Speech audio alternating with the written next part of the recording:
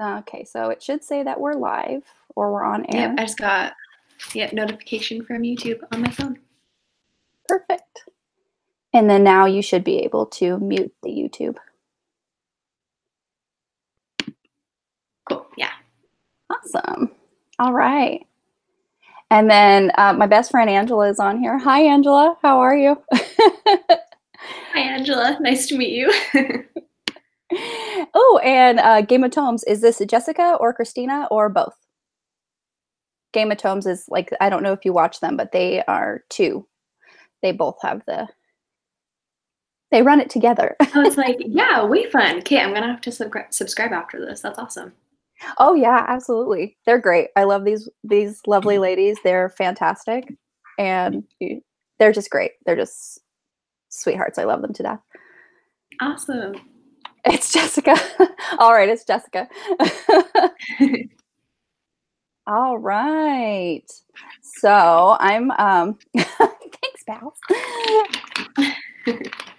So I'm actually I'm really excited. This is Summer's first live stream. I'm nervous as hell right now, but it's gonna be good. It's gonna be great. It'll be good. It'll be fine. I remember when we first started talking, and then we just like gushed about Game of Thrones, and that's kind of how we like. I know. And then you were like, we should do a live show. And I was like, okay. And then 2 years go by. Like months ago. I know, like really though. Yeah. Because we were, I think you did a video or something about the last season. And so I was like, oh, for the new season, did you want to do like something? And you're like, yeah, totally. And then like 2 years later. I know. We have to wait until Game of Thrones actually catches up to us. Right. And I'm like, do you remember when we Yeah, me too. Was up kind of late last night getting all my thoughts together. Angela knows this. I have all my notes. I get it from her because she has, whenever we do our live streams, we have all the notes and stuff.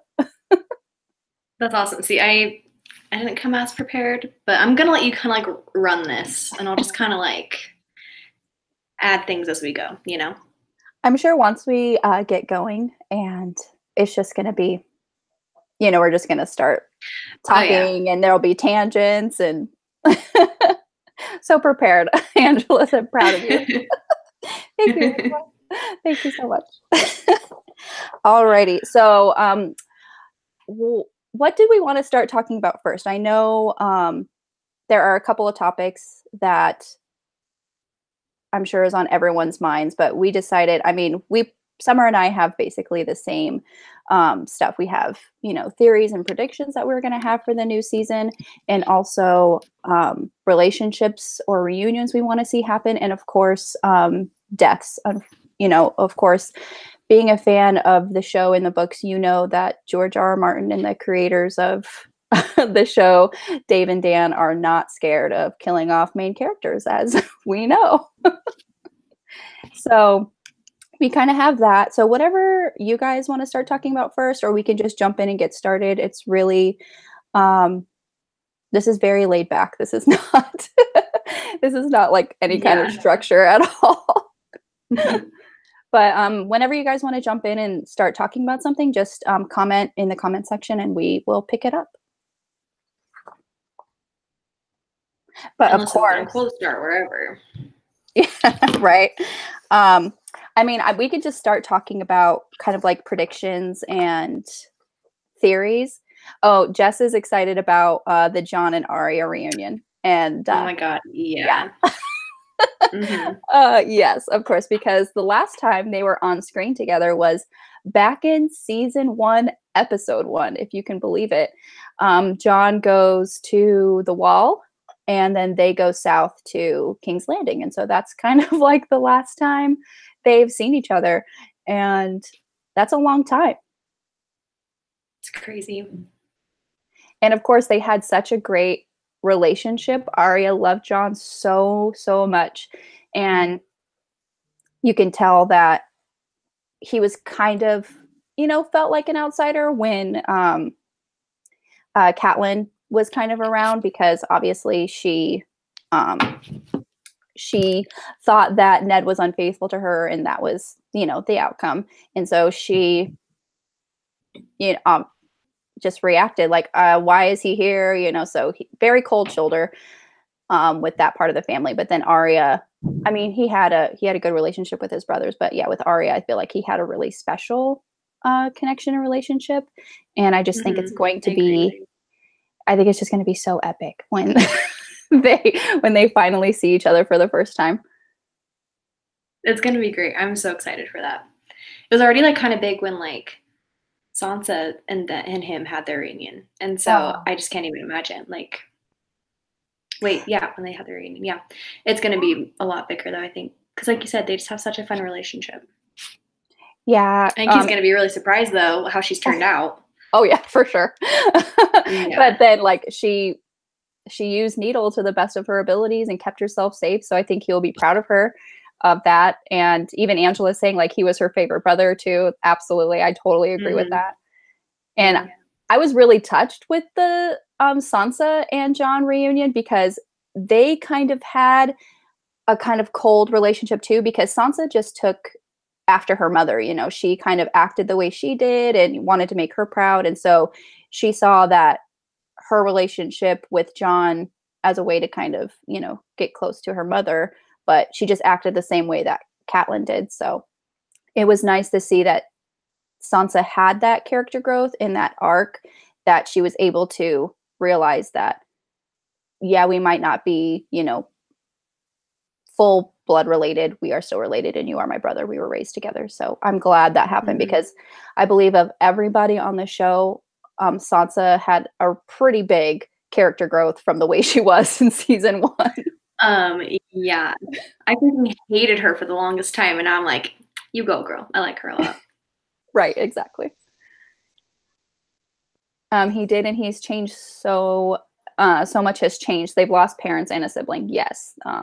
That'll kind of bring them closer together because they've lost so much. So they're just going to hold on tight to whatever family that they have left. Absolutely right. I agree with that. Yeah. One of the other reunions that I didn't even think about that you brought up during our like practice live show was Jaime and Brienne. Jaime and Brienne, yeah. Yeah. They're kind of meeting up in the Dragon Pit in season 7 when they were talking to Cersei about the White Walkers and the Whites. Was kind of like, it fell flat for me because of their relationship so far. But so obviously when we ended season 7, we see Jaime holding his, like, he's like, I made a promise. I said I was going to help with the White Walkers and I'm going to go. So we see him leaving King's Landing and heading north. It's probably going to take him a while to get there, but like a few weeks at least. But I'm glad he did that because you could see from when Jaime is away from Cersei how he is, and then when he's back in her clutches, you know? Oh yeah, totally. And then I also just kind of, I want to see a little, not necessarily a love triangle, but I want to see this reunion of Jaime, Brienne, and Tormund, because when I just want to see them all interacting together because I think that's going to be hilarious. Oh yeah, I can't wait for that. It's going to be freaking awesome. And he better be alive because the last time we saw Tormund was Eastwatch by the Sea going down because Viserion, like dragon, Ice Walker dragon, Viserion. Yeah. He's alive though. I think he's actually in the this season, like the commercial, whatever. What is that? Oh, the trailer? Yeah, the trailer. I think he was in that. So it's like, I think they're sure to be alive. At least that's kind of what I heard in a theory video that I was watching. He better be. He better be. We didn't see a body, okay? So he's definitely alive. We didn't see a body. Yeah. Angela loves Brienne, and she was like, they can kill literally anyone else, but they better not kill Brienne. No, for real though. I don't think they will either though. She's not one of the people like on my list that I think is gonna get killed. Yeah, me neither. And then Jess is saying, I love when Brienne and the Hound has their moment in the last season. They're both just trying to protect Arya. Absolutely. I love that because they're both warriors. They know the game, you know, so when they met up again, after their big old fight, you would think there would be some grudges, but absolutely not, because they're like, we're just trying to protect this girl. I did like kick your butt. So there's that. I saw a meme not too long ago, and it was like, Brienne and the Hound, when they're walking to the dragon pit, are like two divorced parents that are trying to co-parent Arya. And I was like, yes. It's hilarious. Like, they're just that's totally what it is. They're just so proud of her, like, because she could take care of herself, basically. And Jess loves Tormund. Yes, Tormund Giantsbane. He is, oh my God, he is the best. He is so funny. I love him. And Angela's saying Tormund and V should get their happily ever after, just saying. Yeah, for sure. It's so funny. It's so funny because I never thought I would ship her with anyone else until Tormund Giantsbane came on the screen.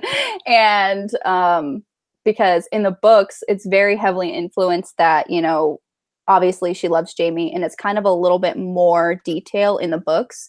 But so when I'm watching the show and then I see Tormund like giving her like the eyes, I just love that scene where he's like trying to get her attention. He's so cute. It's just so funny. He's just like so obvious with it, and he doesn't care, and it's my favorite thing ever. It's so great. That's like, if like I was to post like a Game of Thrones like GIF, it would be that. It would be like Tormund looking at Brienne and she's like trying to ignore him. So funny. They're my favorite. Yeah, they're great. They better. I just love that she doesn't know what to do with it. She's just kind of like, doesn't know how to be like. Obviously, she's never had that before. She's never had that kind of. She's always been, you know, she's tall. She's, you know, a bigger woman, and she uses it to her advantage. She knows her strength, so she becomes a warrior. And men in that time period, even in a fantasy novel, they're just like, they like their women small, meek, would listen to them, obviously. And then you see Brienne, who could basically, you know, kick any of those guys in the dirt. And then Tormund loves that about her. He doesn't, you know, expect her to be all, you know, like glammed up in gowns and stuff. He wants her fighting by his side. And like Angela saying, his compliments for her are epic. Like, he just loves the fact that she's like big and fierce, and like he's a wildling. So those kind of aspects are just super attractive to him, because you need those when you're, you know, north of the wall, because you need to be able to defend yourself.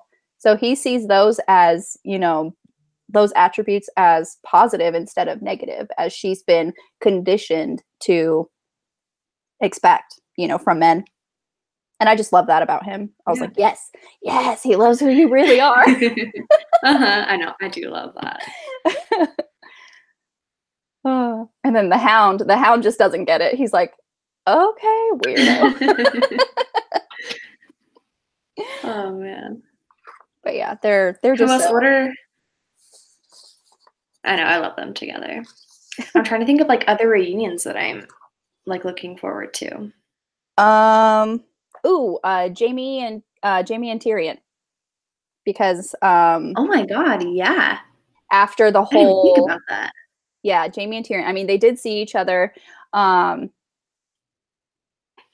of like briefly, I think, in the dragon pit, but then when I want them to, obviously he is defying Cersei's orders for him to stay in King's Landing, and he made a promise and he's going north. So he's going to be there. Eventually he's going to be there, because they're all headed there to Winterfell when season 7 ended. Jon, Dany, and Tyrion, they're all headed there. So they're all going to meet up in Winterfell, because I think that's going to be like the place where the epic battle is that they keep talking about in season 8. I think it's going to be Winterfell, because even the Night King is headed down, because he's already gotten past the wall. So they're just going to converge on Winterfell, and hopefully it's not in ruins by the time this is done, because it's already, you know, it was already like set on fire, and it's already had some stuff. Been through a lot. Just like the Stark family, Winterfell has been through a lot. Yeah. That's going to happen probably pretty early in the show then, right? Because I mean, it's going to start kind of at Winterfell. So that's the Oh big yeah. battle's probably going to happen pretty soon. Yeah, the That's kind of weird. I TV, wouldn't think that. right? Well, it's only 6 episodes. I guess, So, yes, they have to kind of just do it. yeah, if they're going to do something, they better do it. But yeah, exactly. It's like they're already like everyone's already headed there end of season 7. So, beginning of season 8, we've already seen Danny and John coming into Winterfell and Sansa saying Winterfell is yours, kind of thing. So, that's going to happen episode 1. I don't know if it's going to be like beginning episode 1 or if we're going to see something along the way of like everyone traveling and then that's how it's going to end. I don't know how they're going to pace it, but definitely it's going to be happening Yeah. season 1. And my dog keeps trying to hand me his toy. He's like, here, I take love this. it. And he's like knocking my papers on the floor. Ruger, you're so cute, huh? Do you want to say hi to everybody? Come on. Come on. Come on up here. Come on. Oh, here he is. Here he is. Oh. God. He's a big dog. Cute. He's filling out. No fight. And now Big dogs are the best, though. And now everyone wants attention and everyone's fighting. Do you want to say hi to everybody too? Oh, here's Goliath. Oh. Yes, honey. Okay, get down. Get down. Angela, he loves his mommy. Yes, he does. He does love his mommy. What other? Okay, so I have more reunions. Arya and Gendry. Yeah. Yeah. I've seen so many people like ship them, and I don't know how I feel about it because I feel like Arya doesn't need anybody. I don't think she needs anybody either. But I would like. But we want her. Yeah, we want her to want him. Right, exactly. Because yeah, they've obviously, been through a lot together on the road and everything. I think the last time that they saw each other was when Melisandre basically kidnapped him to do her little like shadow baby spell thing. That was shadow baby spell. the slug thing, whatever the fuck that was. Yeah. Yeesh. Yeah. that was really weird. And that kind of also makes me think how Arya is going to react to Melisandre, because that was the last time she saw her too. And Arya is obviously not very happy with her. Yeah. I don't know. I have like really mixed feelings about Melisandre. Like, yeah. Obviously, okay, so like out of all the religions that are in this show, I feel like that one, like the Lord of Light, whatever that religion is, I feel like that's probably the most like real one because things have actually been done. Like she brought people back to life. Like things are happening because of that. So I like her because that's a really cool like tie from the religious side into like what's actually happening with the characters. But it's like she's a very gray character, like as are all of the characters though, I guess. So I just don't always know how to feel about her, but I think I like her. Mm-hmm. But I understand why Arya wouldn't. So that is definitely going to be interesting. I didn't even think about that reunion. Yeah, I mean, like you said, she's very gray, and I like that description of her because she does very gray characters. Yeah, she does very terrible things, but then she also does very great things as well. In the name of the Lord of Light, she says she looks into the fire and she sees these things and she believes, things that would help her cause and bring about the prince who was promised. And she's doing all these things. And half the time, I want to say half the time, they come true, but at a terrible cost. So like back when she was with Stannis and she believed that he was the prince who was promised. And they were going into battle, but there was so much, snow and they couldn't really, they couldn't move their army forward. And so she's like, you need to sacrifice something so the gods can, like melt the snow. And that's when, she sacrificed Stannis' daughter. And the snow melted and he was able to, eventually fight. And I believe that's the battle he actually ended up dying I think so. So, but yeah, that was terrible. And Yeah. um and so I felt like, and so unnecessary, but yeah, she did achieve her means, but at what cost? Like, she like killed this little girl, like, who is totally innocent of everything. And um I will always like just remember that whenever I think of all like the quote unquote good she's doing now. I'm just like, yeah, but you killed a little girl, so Yeah. That's still one of the deaths that I like can't get over, and not even so much like it's horrible because of like the little girl and stuff, but like Sir Davos, like for his sake, I'm like I cannot handle that death because it hurt him so much. Like when he starts like talking about it and is like kind of tearing up and choking up, I'm just like, oh my god, like yeah, he that loved was her so sad. so much. He Yeah. loved her so much. That's the like I love he's honestly one of my favorite characters in the show. So Mhm. like when he started hurting, I was like, oh my god, I can't handle this right now. Mhm. Yeah, so for his sake, I hate that death. So yeah, it's like you're saying, she's like awful, but also obviously like brought John back. So it's hard to kind of pick. Yeah, She's very, I don't know. Yeah. I don't know. It's just like she's making all these decisions because of what she sees in the fire, but it's like she's like, oh, I got this from the Lord of Light. And at what point do you draw a line? You know, and obviously there is no line for her. She will cross whatever we think is morally unacceptable to achieve her goals. And she even said in what, I don't think it was the last season, but she said, like, I've done my part. I brought, ice and fire together. So my part's done. And I'm like, oh, okay, well. And then she even said, I have to die in this strange land. Cause obviously she's not from Westeros. Oh She's from yeah. Essos. So, Mm-hmm. she came, over here just to fulfill everything that, the Lord of Light and the prince who was promised, that prophecy. That is what she came over here for. And so she even said, I have to die in this strange land, when she was talking to Varys. And And she Varys even, has to die too, right? yeah, she said, That's what and she so do said. you. And so Oh yeah. those are kind of a couple of deaths that, I'm expecting to happen, just because Yeah. she just flat out said, like, I'm going to die. And so are you. So, I'm not even sure how I would think that would come about. Because if she says her quote unquote work is done, I'm not even sure what her arc is going to be in this new season. But I know if it has to do, with Arya and Arya not being, Mm-hmm. particularly pleased with her, because she was on Arya's list for. So, I mean, that could happen. I mean, Arya could definitely end up Yeah. killing Melisandre. I wouldn't put it past her, because she's just getting through it. She is, I mean, she did have that list. I mean, we haven't heard her recite her list in a very long time. Ever since Yeah. she came out of, when she became a faithless person. Um, Mm-hmm. but yeah, that would be really interesting. That'd be really interesting to see. That would. I forgot. Yeah. I'd be okay with that. I'd be all I right would with that. She's already gonna die anyway. Why not just have Arya kill her? just have Be Arya do fun. it. I think so too. I think if, yeah, even Angela's like, she's on that list. Yeah. I kind of forget like everybody that's on the list because I was just like, I know Cersei's on there. Hmm. The Hound is on there, which I'm like, She she is she that.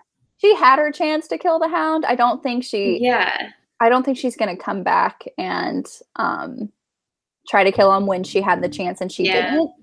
I Just think so because too. they did have that, they had that time together, and, obviously, he wanted to protect her.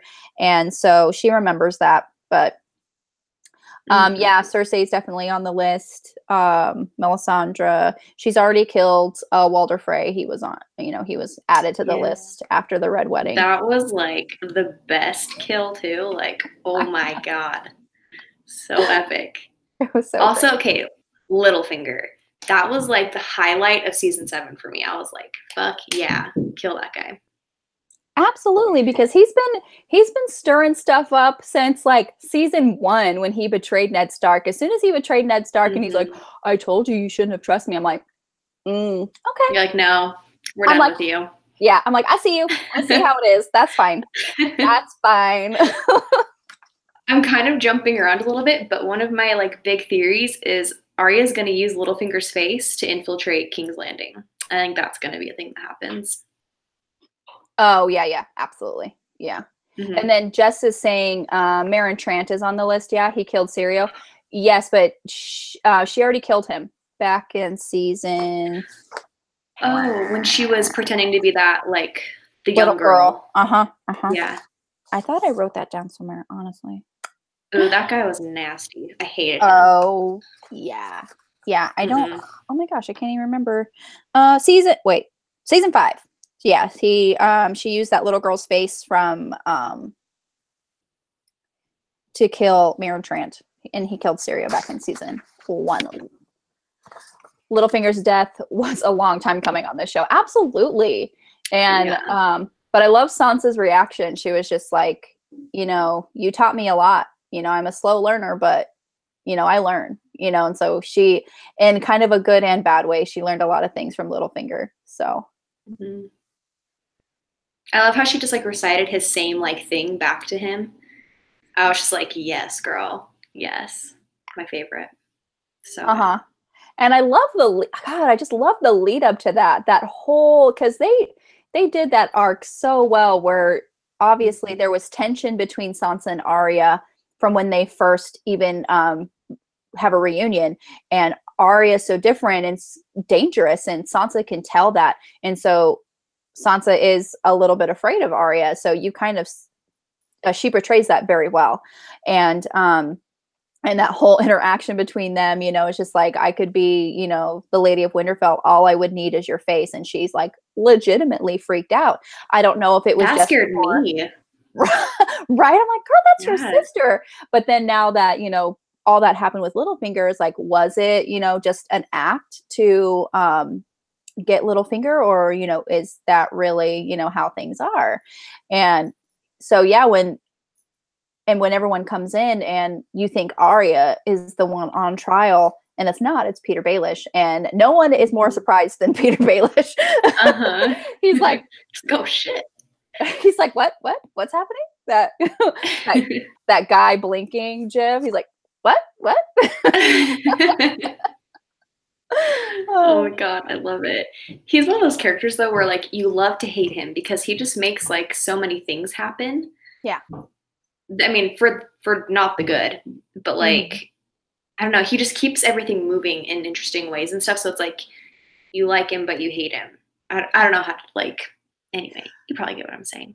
Oh, absolutely. From like in the earlier seasons, even like moving on into the later seasons, if you dig deep enough, he was the center of almost every conflict that was happening. And so he, either by him initiating it, by him stirring the pot, by him giving false information, it kind of, you know, all led back to Peter Baelish. And obviously he had his own agenda that had nothing to do with who he wanted on the throne. Obviously, he wanted himself on the throne. He wanted to marry Catelyn, and then when Catelyn died, he wanted Sansa.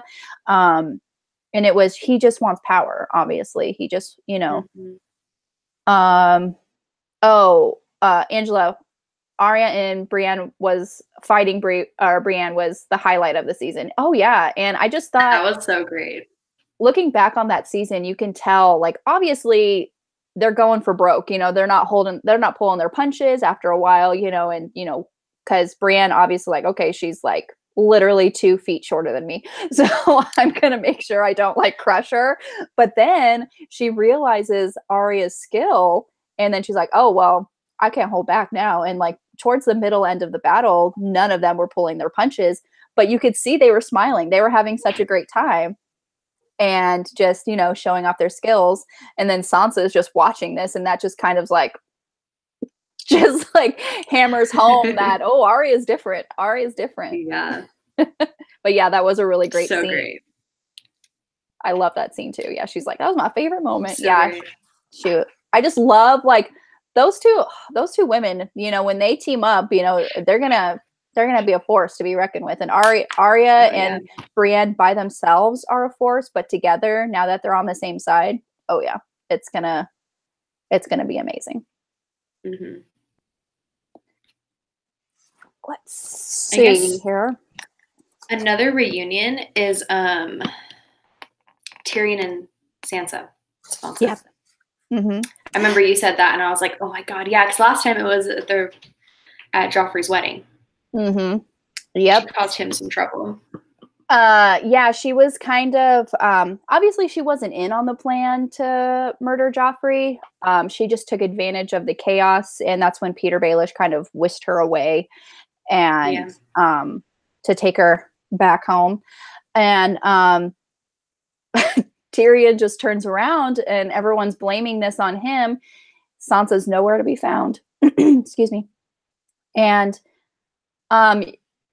it's like he almost thinks that she set this up kind of thing, you know, to kind of get away from him and to get back on, you know, the Lannisters. So I'm really interested in their reunion and how one Sansa, you know, explains herself, even if she feels like she even needs to explain herself, or you know, their feelings, you know, from that scene, because Sansa's at Winterfell.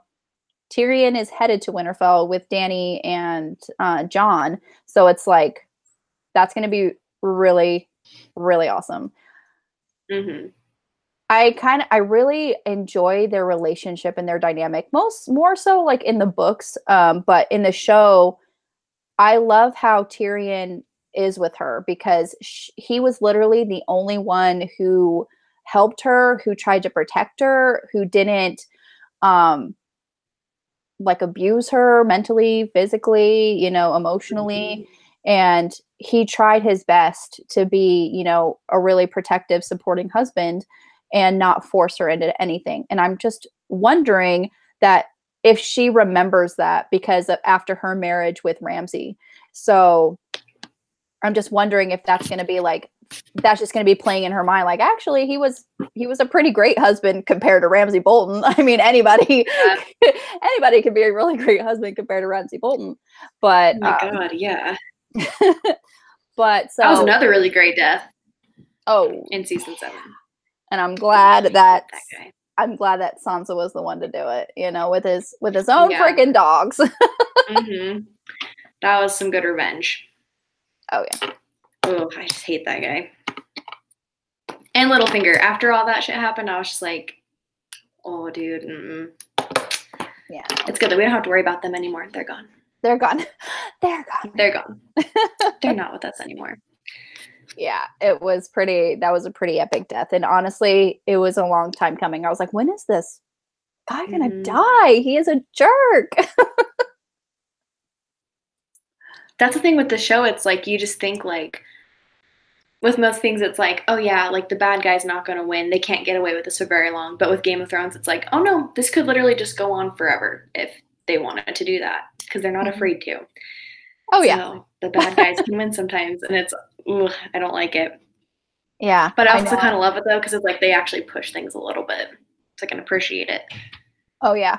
Because obviously when you read epic fantasy or when you just any kind of story that you're like, no matter the conflict, no matter everything that happens, you always kind of expect the good guys to win because, you know, you want good to triumph over evil. And, you know, that's how 9 out of 10 of the stories unfold. You know, Frodo ends up tossing the ring into Mordor, you know, the good guys just prevail. You know, that's what we're, you know, conditioned to believe after, you know, so many years of reading and watching fantasy. And then you have a show like this or books like this that are a little bit more on the darker side, the dark fantasy, that where it doesn't necessarily have a happily ever after. It doesn't, the good guys don't always win. And now you don't know what to believe because you want the good guys to win, and sometimes they do.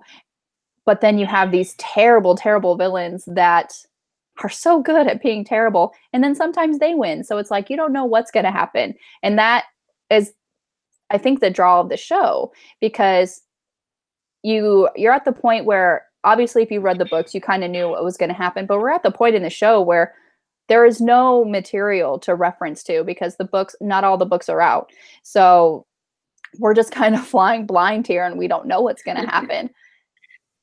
And I think that's exciting. Mm-hmm. I like it. Yeah, it's great television. It's honestly, I think it's the best show in television history. It's just the way that it keeps you on the edge of your seat, and it's not afraid to push boundaries. Mm-hmm. And Yeah. it literally, like, at the end of every episode, your jaw is just like you have to pick your jaw up off the Mm-hmm. floor. It's crazy. Jess is saying, when the Raven came to Jon from Tyrion, are we talking about beginning of season 7, asking him to come to Dragonstone to bend the knee? Sansa vouched for him. Yeah, I remember that. Oh yeah. I remember that. I kind of forgot about that. I love that. So it's just a little scene. It's a little scene, but I just can't wait when they're. Though.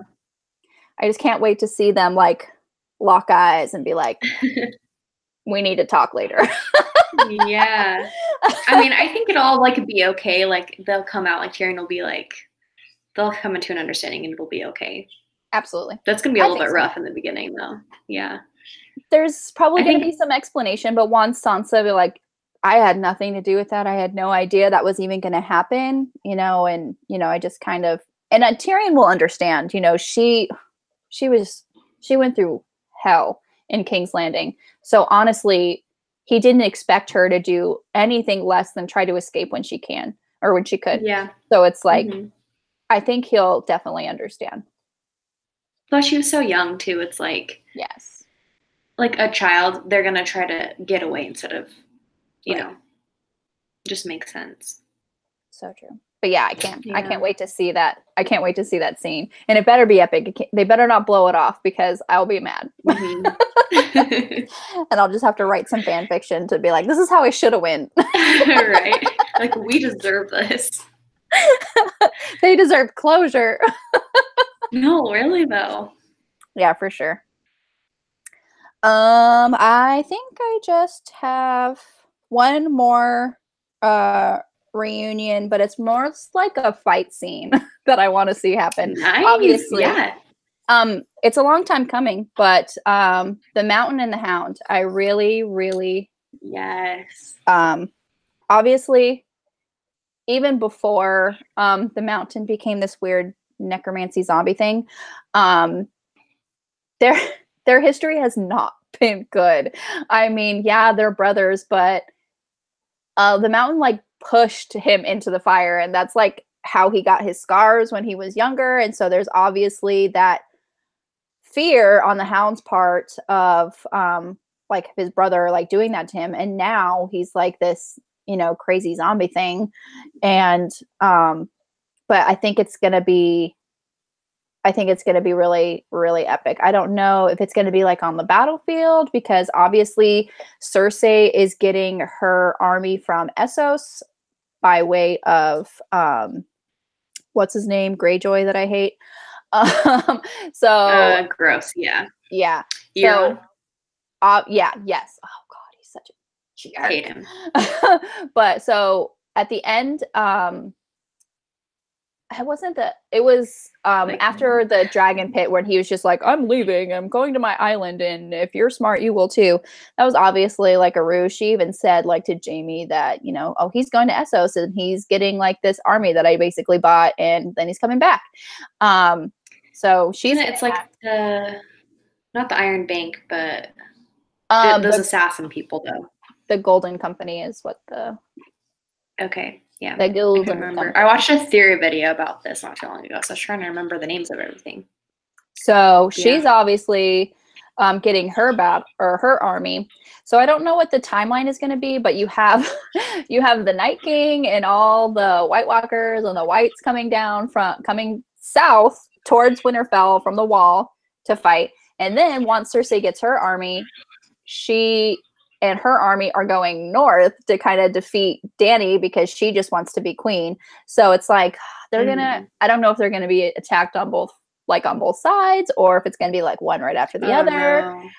I wonder if that's gonna be like the epic battle, is like, obviously you have the Night King and the White Walkers. There you go.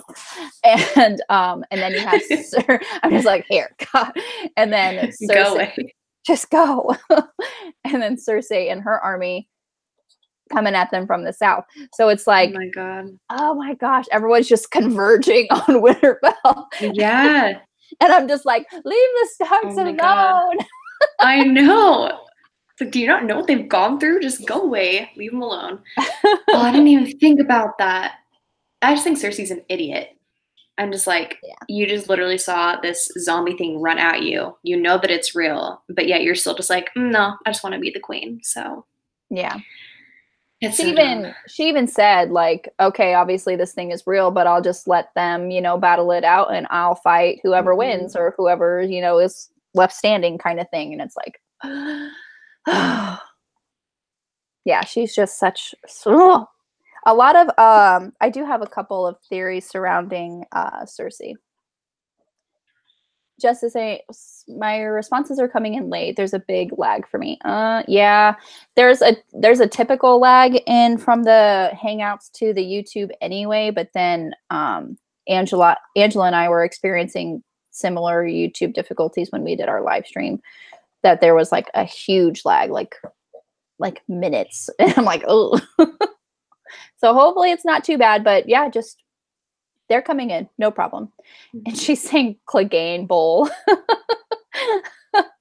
Like, yeah. Can't wait, man. It's going to be so good. It's gonna be epic. It's gonna be great.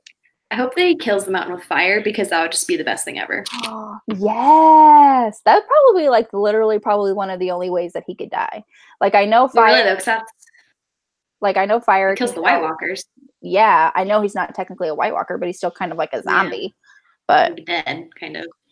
Yeah. Either cut off his head. Fire could kill him. Yeah. Cut off his head and set his body on fire. That's what I think. Poetic. I like it. It's just, it's just gonna be just gonna be great. Because he's a jerk. Even when he was alive, he was a jerk, and now he's a bigger jerk when he's dead. Okay, so jumping in straight into some predictions. There's a couple that just one kind of that revolve around Cersei. And it has to do with the prophecy when she went to go see Maggie the Frog back in season, what was that? Season 5, episode 1. We see a flashback. Cersei has a flashback when she's a little girl, and she goes with it's either her friend or her cousin. She goes with another girl to her name is Maggie the Frog in the books, but in the show I don't think she's named. But and she just, she says, you can see the future. I want you to tell me my future. And some of those things in her prediction have already come to pass, obviously. When she goes there, she asks, yeah. When she goes there, she asks, I'm promised to the prince. When will we be married? That's what she says. And she says, you're not going to marry the prince. You're going to marry the king. Obviously, back then, this is before Robert's Rebellion, and Prince Rhaegar Targaryen is still in line to the throne.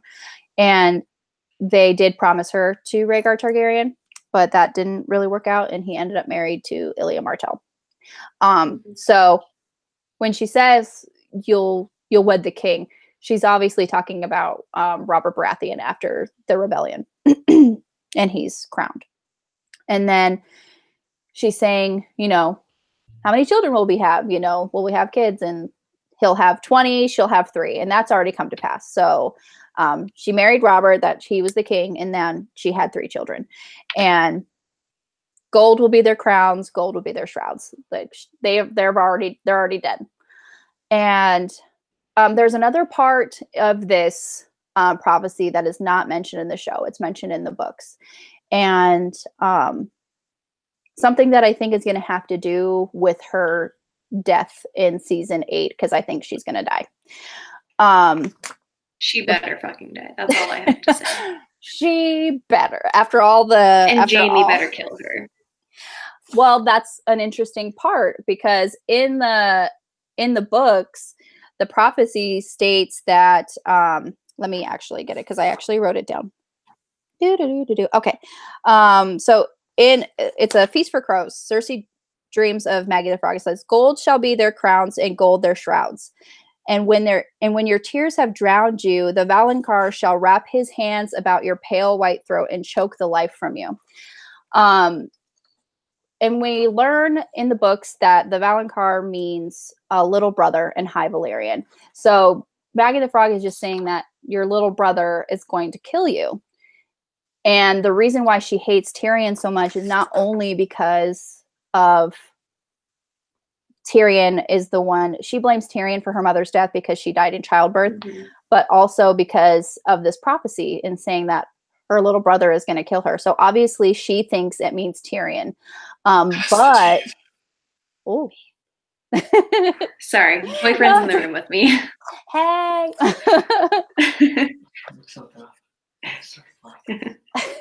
Sorry, keep going. No, it's okay. So obviously she thinks that means Tyrion, but Jaime and her are twins, but she was born first. So technically Jaime is her little brother too. So I would really like to see, Jaime kill her. I just don't think he would have the stomach for it. But either or. No, yeah. Either or, Tyrion or Jaime, I think is gonna kill Cersei in season 8, and then I also think she's either gonna miscarry or somehow lose the baby because she's already had her 3 children. So that's another thing that I think is gonna happen. I'm surprised actually it didn't happen in season 7 because that was the thing. A lot of people, obviously we just learned about it in season 7, but I thought that was how the season was going to end, either with, her losing her baby after finding out that Jaime left or something. So that didn't happen. Yeah. So it might happen in the beginning of, season 8, when she finds out that Jaime decided to, go to Winterfell after all. So yeah. Thanks, Angela. You're so sweet. This is such a great, well thought out. I'm actually a lot of my theories are book and show mixed. I'm like, okay, this happened in the show, but this also happened in the book. So this could actually just happen. I think that's great though, because you have to kind of pull from both sources because they could do that. Yeah. Oh, my dogs are barking. Sorry.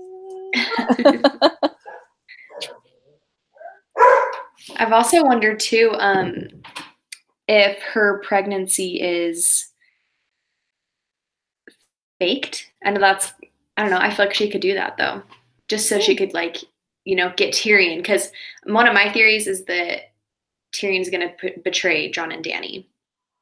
And I think that she could be using family against him and maybe saying that she's pregnant when she's really not. Or maybe she was pregnant and miscarried, but she's still pretending or something, because she'd do something like that.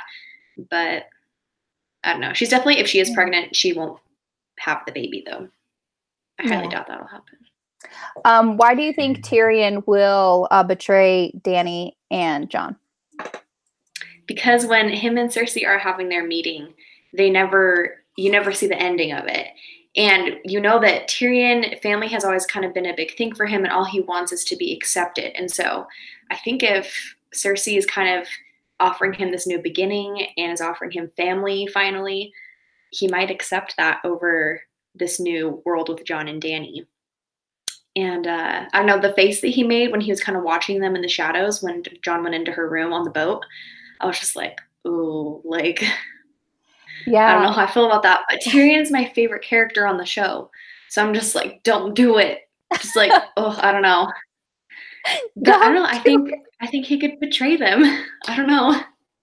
Honestly, I think you're on the right track because we never saw the ending and what he promised, if he promised anything to change her mind about offering her help.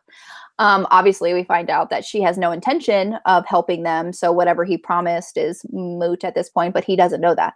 So, he could have promised something to her and that could lead as a betrayal to Dany and Jon. I'm not sure what that is. But as hand to the queen, he has some power. But that is only if Dany becomes queen. So that's the only part where his power lies, is that whatever promises that he's made will only be able to come to fruition if she's queen, because that's the only way that he's going to have power. At this point, everyone's fighting and bickering. They only have power because they say they do. As of right now, Cersei is on the throne. That's who everyone in Westeros thinks is the queen. So yeah, even though Dany is a Targaryen, and technically, you know, before we all found out that Jon is Aegon Targaryen, she is technically, you know, the successor. But since we found out that Jon is Aegon Targaryen, he was the son of the crown prince. The line follows that. So now that he's alive, or that we find out that he is a Targaryen, it shifts to Jon.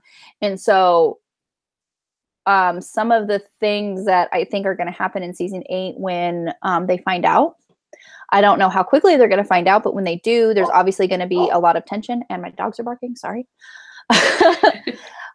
Because Dany understands this.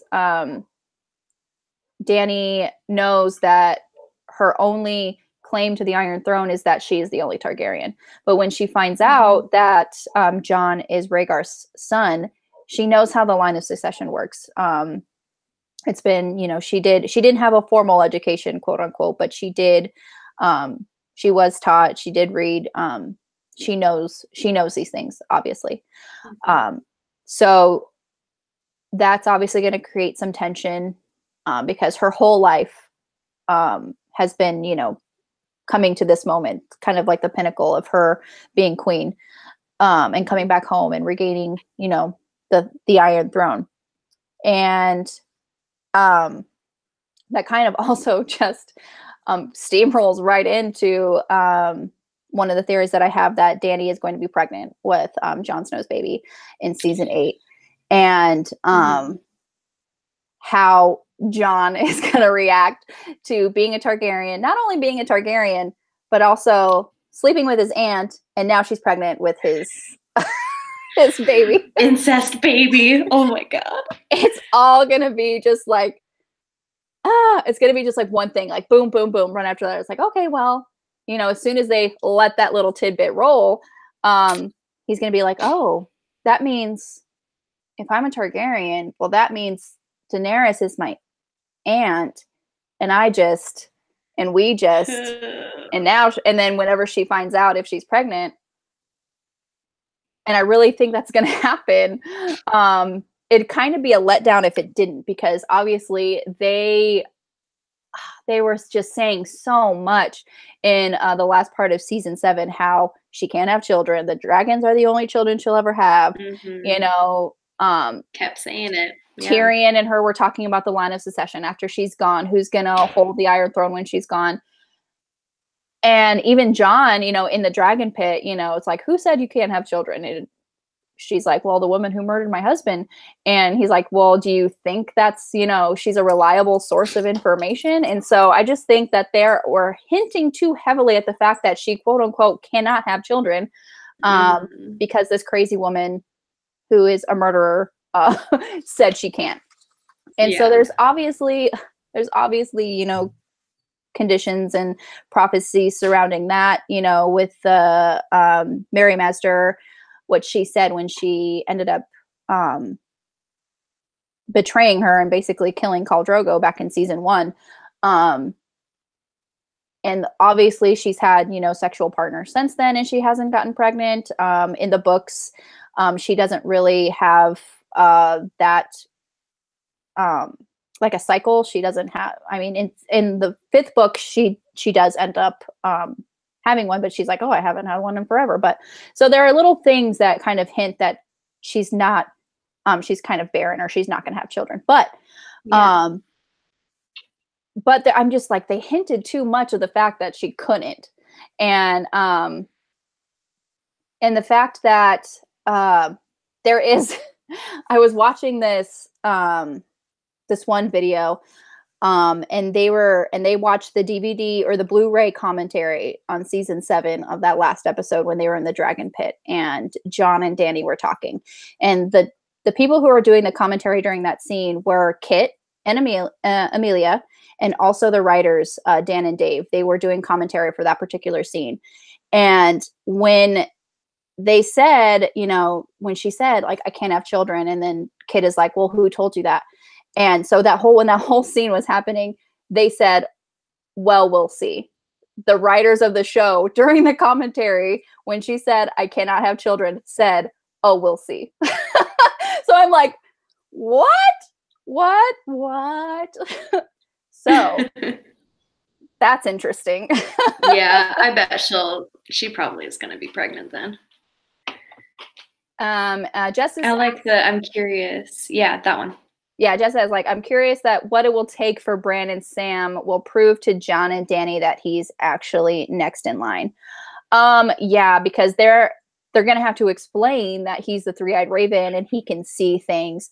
And honestly, I think Bran will just have to open his mouth and start talking for them to realize that he knows things, because that is what happened with Littlefinger. That's what happened with Sansa. That's what happened, you know, when, you know, with the Peter Baelish, he was saying word for word what Peter told Ned back in season 1 when no one was around. And he had that look on his face like, how can you freaking know that? Mm-hmm. And then when they were in Sansa and Bran were in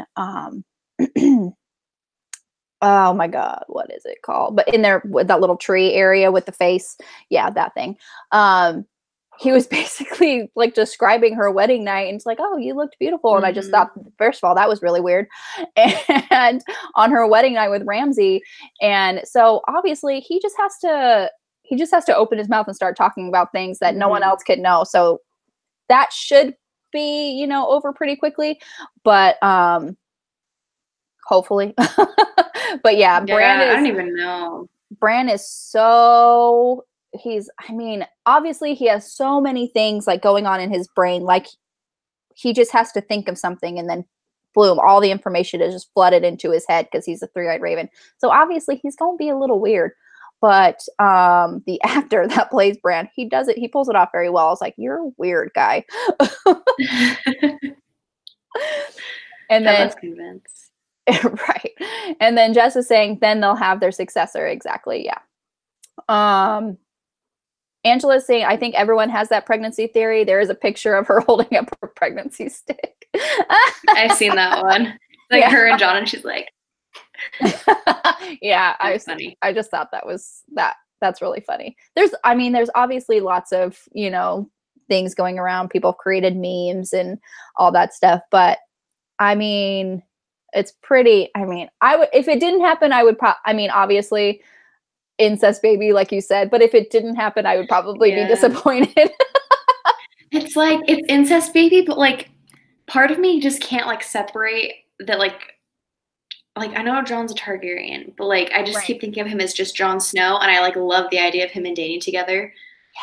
Yes. But it's like, but they're related, and so it's like I can't like it, but I like it, and I feel horrible. I feel horrible because I like it. Yeah, exactly. Yeah, I'm a gross person, but I feel like 50% of the Game of Thrones fans are like me, so it's not too bad, but I've seen that meme where it was just like, it was like everyone about incest in season 1, and it's like they're like, yeah, no, or whatever, and then it's like everyone about incest in season 7. Yeah. The one you sent me on Instagram, that's so funny. Oh my gosh. I was dying laughing when I saw that. I was like, but it's so true. It's true. It's so true. But at least it's not like brother and sister. I mean, aunt and uncle, aunt and nephew isn't that great either, but at least it's a little bit better, I guess. I don't know. I mean, they kind of share DNA, but not as much. I guess not as much as brother and sister would, and twins to boot. You know, so it's like, yeah. And then here we are just justifying how we want an incest relationship to happen. I know. Even Jess, they've completely turned me around on incest. Yeah. It's so true, though. So true. Oh, God. Yeah. I actually had like the theory that Jon Snow was our Targaryen like back in season 5. It was obviously hinting at that for a very long time. But then the fact that they dragged it out for so long, and then finally, you know, it comes to light in season 7. So, and you're just, oh man, that scene was that was interesting. The way they let everyone, obviously everyone had a theory, but the way they let everyone know, it's like it was during like their sex scene, and I just thought that was hilarious. Oh, right. Yeah. I'm like, I what? loved how they did that transition though, like Yeah. the baby into John's face. I was just like, whoa. Like I just thought how they explained the story and stuff was like really well done. Yeah. But the theory of him being a Targaryen, I'd heard that theory for a while, but I didn't do my second rewatch of the season until I'd finished season 7. And Mm-hmm. so the first time I watched it, I didn't get a whole lot of stuff. I didn't get like who was related to who, the connections, who the families were, and that kind of stuff. So the second time through was when I caught things, and I was like, oh, okay, I can see how people put that theory together. Mm-hmm. But I also have heard the theory that Tyrion is a Targaryen Yeah. instead of a Lannister. Because it's Yeah. like, who's going to ride the third dragon, like that whole thing. But Mm-hmm. I guess the third dragon is with the Night King now, though. So that So, might whoopsie. not work anymore.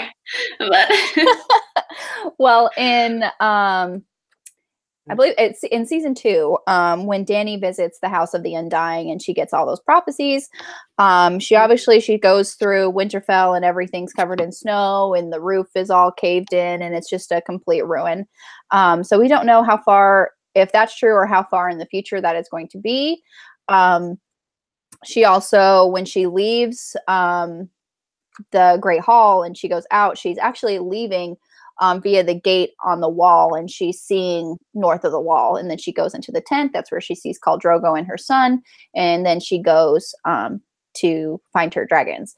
In the books, when they left out one little part of that whole prophecy that she sees in the House of the Undying, and she sees Rhaegar Targaryen, and they don't really name them, but she knows it's her brother, and then a woman who she believes is Ilya Martell, because she has known, it's been known that Rhaegar was married to Ilya Martell, and she is holding a baby, and he's saying, I've named him Aegon Targaryen. He is the prince who was promised. He's also saying, he also said something about the dragon has 3 heads. So obviously in the Targaryen sigil, the dragon does have 3 heads in that. But what I'm kind of like going back, and I'm, rethinking about this now that we know that Jon is also Aegon Targaryen, because in the books you realize that Rhaegar named two of his sons Aegon Targaryen. But so when I'm thinking about it, I think that Dany was a baby when Rhaegar died, and she didn't know Ilya Martell. She just assumes it's Ilya Martell because she knew that they were married. But now I'm thinking like, oh, maybe she's seeing not Ilya Martell, but Lyanna Stark and Jon Snow in that prophecy. So, but yeah, that kind of, people use that and circle back that, ooh, the dragon has 3 heads, and the fact that there needs to be 3 Targaryens. And so that's where the theory comes about that Tyrion is actually a Targaryen, which it does have some merit. In the books, he has a mix of 2 different color hair. He has like very pale blonde hair, so almost like white, like the Targaryens, and then some black is thrown out. So, and the fact that Tywin has always said that, you're not my son, blah, blah, blah. And he's just, of course, saying that because, or Tyrion's thinking he's saying that because, his wife Joanna died in childbirth, and everyone blames him for that, and that the fact that he's a dwarf and all that stuff. And so that's what, obviously he's taking that as meaning like, oh, I'm not your son because I'm a dwarf and I killed my mom on accident. But so, and then also there is this theory going around that when Tywin and Joanna were married, they were obviously married under the Mad King's rule, and the king actually slept with Joanna. So he could be a Targaryen at that point. I'm not sure. I mean, it would be really fun to see if he's a Targaryen. It's like, oh, everyone's a Targaryen. You're a Targaryen. You're a Targaryen. But I mean, I have seen that theory around too, that Tyrion is actually a Targaryen as well. And so that would kind of complete that, you know, the dragon has 3-head prophecy and, you know, all that stuff. But if that's what I'm kind of like cool either way. Like, I don't really care either way, but it'd be interesting to see. It would be interesting to see how that dynamic is going to go. Yeah. Especially if he is planning on betraying them. Yeah. He finds out he's actually, that'd be pretty funny. That'd be interesting. Oh, I think you're right. I mean, I think he promised Cersei something, and then it's going to end up, you know, Dany's going to think it's like a betrayal. And I don't want that to happen. I know. I really don't want it to. I want them all to be happy. And I just don't think that's gonna, I just don't think that's gonna happen, unfortunately. Yeah. Something bad has to happen. Yeah. I think that's how they're gonna have to do it. Yeah, for sure. Let's see here. So we can there's another little prophecy or prediction that I have. It's regarding Melisandre and Arya. And when they first meet, I forget which season it is. I don't know. But when she's like holding on to Arya's face and looking into her eyes, and she says, I see a darkness in you, and in that darkness, eyes staring back at me. Brown eyes, blue eyes, green eyes, eyes you'll shut forever. And a lot of people have thought that that prophecy meant that, you know, eyes you'll shut forever, meaning that Arya is going to die. I don't think that is the case. I just think that is her becoming a faceless person and killing all, you know, all the people where she says brown eyes, blue eyes, green eyes. That could just mean that she's just going to be killing a bunch of people when she's a faceless person, or going on about her list of people that, you know, she's going to kill to get, you know, revenge against. I go a little bit deeper because why does she specifically mention specific eye color, like brown eyes, green eyes, blue eyes? So I think I've seen that theory before too. Yeah. Yeah. Like, so I think it has to do with the faces that she eventually wears. The brown eyes is the little girl when she kills Meryn Trant in season, what did we say? Season 5? Yeah, season 5. Yeah. And then in season 7, when she wears Walder Frey's face to kill the Freys, Walder Frey has green eyes. So she's already, you know, she's worn his face. So that's the brown and the green eyes. She hasn't worn a face with a person with blue eyes, but she has recently killed a person that has blue eyes. And that is Peter Baelish.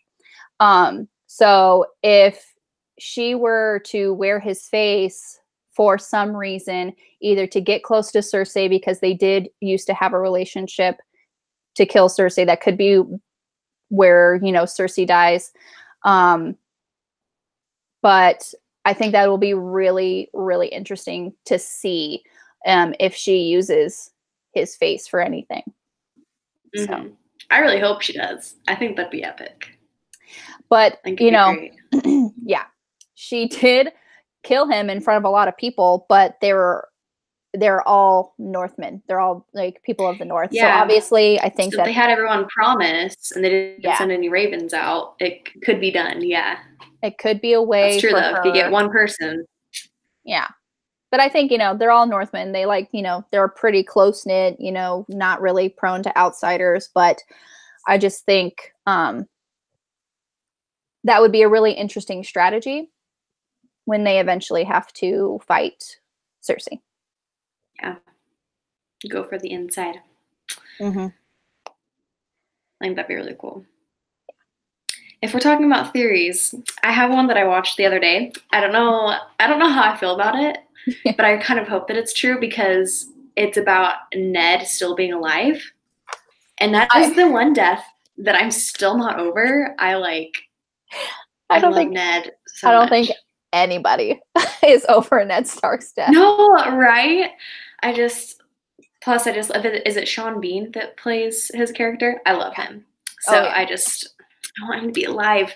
But so the theory, it's a little bit far fetched. I really don't think it's going to be true, but like I want to talk about it though. Yeah, absolutely. So it's basically the Ned that got killed, that got beheaded, wasn't actually Ned. It was a faceless man, and Ooh. it was that Varys.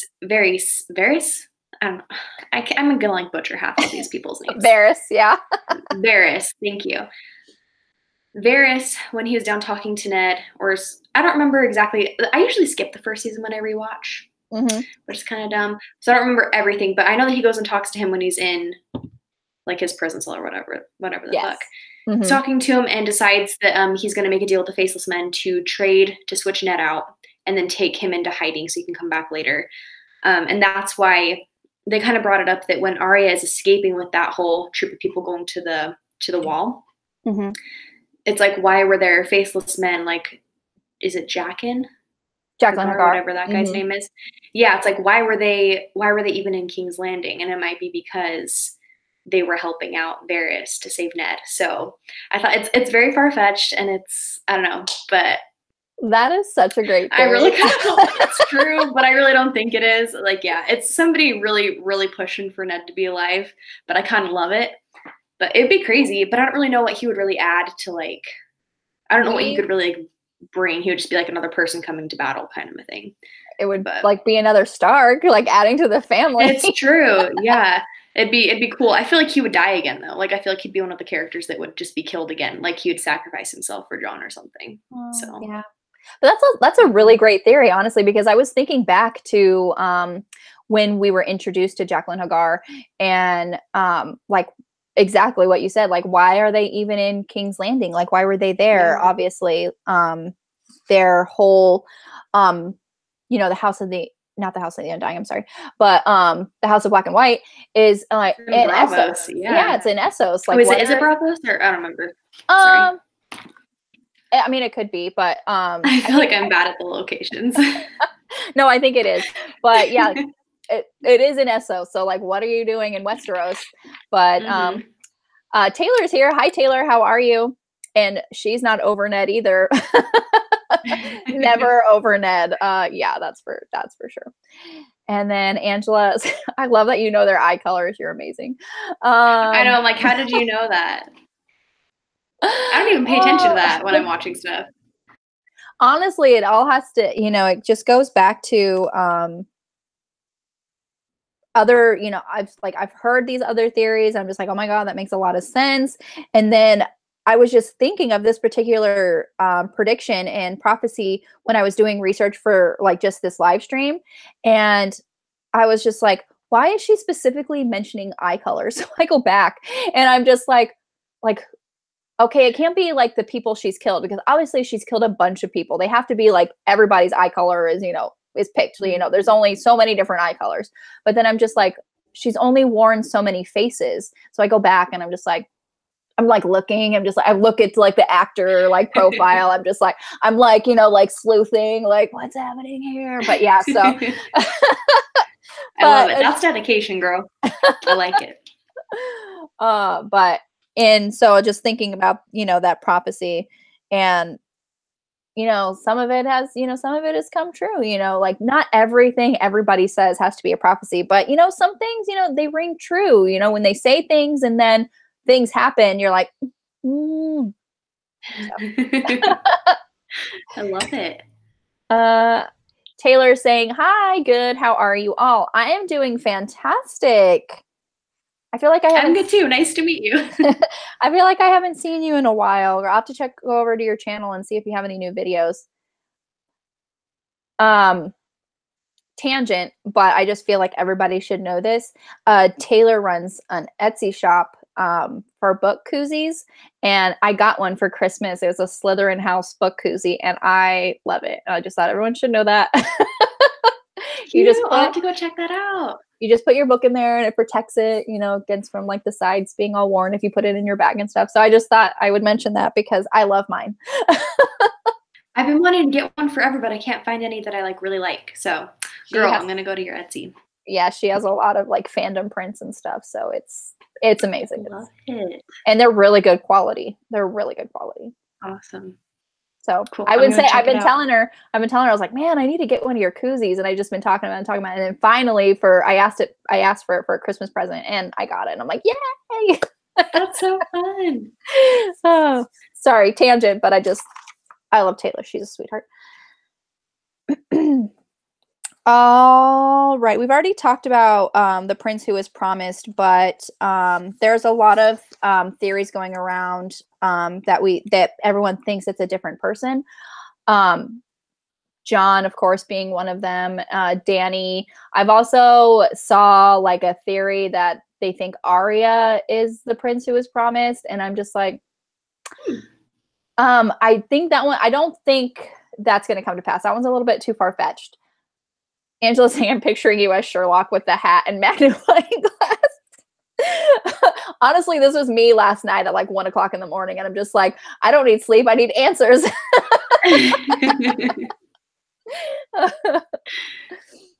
Taylor, you're absolutely sweetest. Love you. Oh, you're so sweet. I got to catch up on all your videos, but excited to talk about Game of Thrones. Yeah, honestly, this new season is going to be so epic, and I don't think any of us are ready for it. I also think, I don't want there to be, but I also think that there's going to be a major death in almost every episode. There's only 6 episodes. The last 3, I think, or the last 2 are 80 minutes. The third episode is 75 minutes, and then the first 2 are 60 minutes. So those are the times that we have. So it gets longer towards the end. But I think we're going to have a major death in every episode. I don't want there to be. I think so too. But I think there will be. Taylor answers for sure. Can't wait for the new season. No one is ever safe. That you are absolutely right. You know, ever since they killed off Ned Stark in the first season, you know that he was the main character. Everyone who didn't know anything, you know, is watching this show. They're like, this guy is the main character. He has a narrative. He leads the house, one of the most powerful houses in the 7 kingdoms. He is a main character. You're following him. You love him. He's very noble. He's great. And then he freaking dies. And you're like, this show, like really? Like right off the bat, you realize this show does not pull their punches and they are not scared to kill off their main character. Like, what the heck?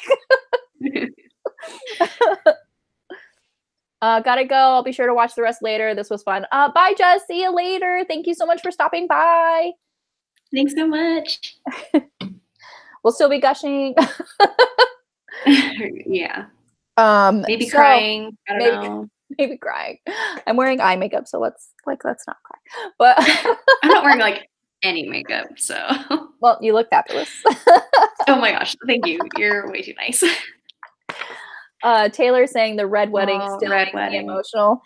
If you want to see something kind of hilarious about the red wedding, even though the red wedding is not hilarious, you should go and watch Richard Maiden's reaction to the red wedding. Like it was just released like last year. He basically watches the red wedding and he's reacting to it. So some of the stuff he says is hilarious. So just search that on YouTube. It's pretty funny. Even though the red wedding is not funny, but him reacting to the red wedding, because I don't think he said he'd never seen the scene, like the full scene. Like obviously he was there and he acted it, but he never saw the complete masterpiece, I guess that it is. Oh, Taylor. So did you see it? Did you see it, Taylor? Like, it's the best. I love him. Yeah, it was so funny. I was like, I'm watching this. I love watching also just reaction videos to the red wedding, like just fans reacting, because those who have read the book and knew it was coming, filmed like other people like watching the red wedding, and that's hilarious. I should have filmed my husband's reaction because I knew it was coming. So I'm just sitting in the corner, like kind of like watching, him watching the show. And he flipped out. He was like, are you serious? He like got up, like stormed off. He's like, I'm not watching this show anymore. They went too far. Oh my gosh. It's like, this is Game of Thrones. Nothing is too far. I honestly, and Taylor, I should have, but I didn't think about it until the end. I was like, oh my God, I should have filmed this. It was hilarious. I did that with my brother because my whole thing with my second rewatch was that my brother, I live with him, and so I was watching season 7 out on our couch, and he walked in and was like, what is this? I'm like, this is Game of Thrones. He's like, this is Game of Thrones? He's like, I thought that was like a stupid show. This looks epic. So he literally watched like season 7 with me, so he already kind of knew how it ended.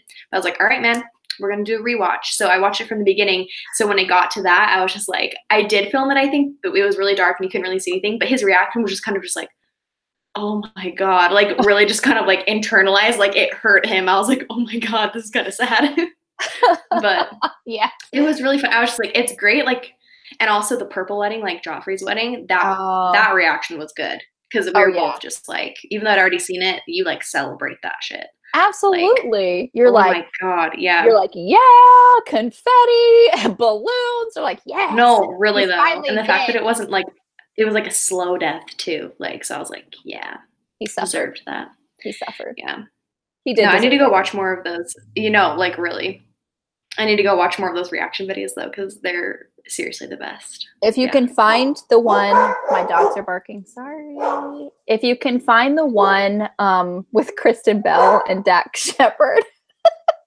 So you don't see her reaction while she's watching it, but then Dax films her afterward, and she's crying, like full on, like bawling, and he's like, oh, what's wrong, you know? And she's like, I don't want to watch this show anymore. They went too far this time. And I'm just dying laughing. And she's full on crying. It was hilarious. That's funny. Did you know that he doesn't want to act anymore? I don't think I would either. It's kind of like, how could you get another role after you played Joffrey and people like hate you? No one would ever be able to see you in any other role besides that. And he's like, you are Joffrey. Yeah, it's kind of like how Daniel Radcliffe, like, he probably is never going to be able to, like, not be Harry Potter. But, like, that's the good side of it. Right. This kid, like, literally was, like, the devil. So I don't think anyone would be able to see him in another role. Absolutely not. I'm looking over here because one of my dogs just came in from outside, and she's covered in grass. So I was like, she just came into the house that I literally spent all day cleaning yesterday. Oh, no. Yeah, you get to vacuum today. Covered in hair or in grass. Oh, no. Duchess, what's going on? Like, what happened here? Don't shake. Lay down. Don't shake. Just lay down. Oh, no. Just lay down. Oh, no. I got to vacuum her afterward. And she hates the vacuum. Oh, God. Oh, no. She hates the vacuum. Very true about Daniel, too. Yes, absolutely. You see him, like, he's tried to, like, you know, be in other things. I mean, not tried. He has been in other things, obviously. But, yeah, you just see Harry Potter. And, like, yeah. And unfortunately, when you play someone for 10 years, that's just what kind of what happens. That's kind of like, and if you're loved by so many people, right?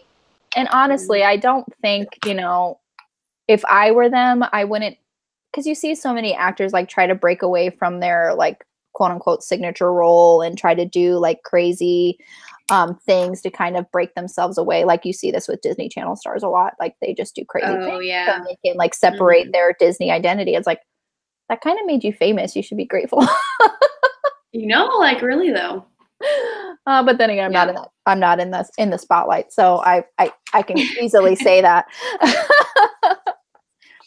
But alrighty, and so I think we've talked about all my theories, and we've talked about some reunions and relationships, and we have talked about some deaths, but there are a couple of other characters who I think are going to die, not necessarily because I want them to die, just because I just think that they are.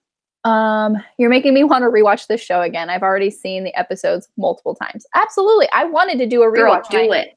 And I do it. And I asked my husband. You have like 2 weeks, right? Oh yeah, absolutely. Plenty of time.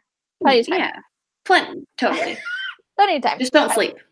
Yeah, you don't need sleep. Yeah, I asked my husband, I was like, do you want, let's do let's rewatch the show, because Angela knows this, and also Summer, I talked to you about it too, but my husband, he is not that religious of a watcher.